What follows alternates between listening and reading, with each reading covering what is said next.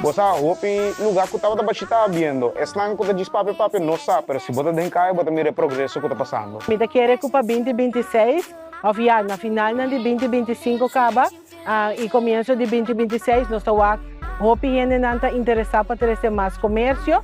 Nós estamos hopi contente com a tendência aqui, porque se aí que nós vai ter mais tráfego, mas também mais opção para a comunidade local. No solo confianza, tenemos mucha fe y recuerde que para abrir aquí en Main Street hay que invertir dinero. Entonces estamos metiéndole todo el apoyo que podamos del gobierno y el apoyo personal que podamos meterle. Di con eigenlijk pasó, ya, bota donando a razão para vir back kaya, qual bota trazer mais comerciante, mais inversão também back na playa.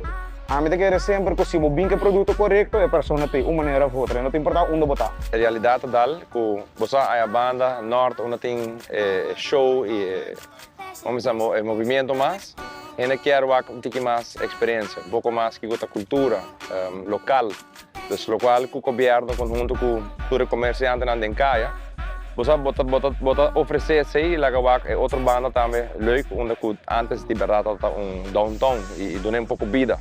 Então, conjuntamente, aqui nós temos uma inovação completa, aqui é outro espaço na comitim, para renascer assim algo melhor e mostrar um pouco mais interesse e trazer outro gente também que quer invertir e assim mais movimento em Caia.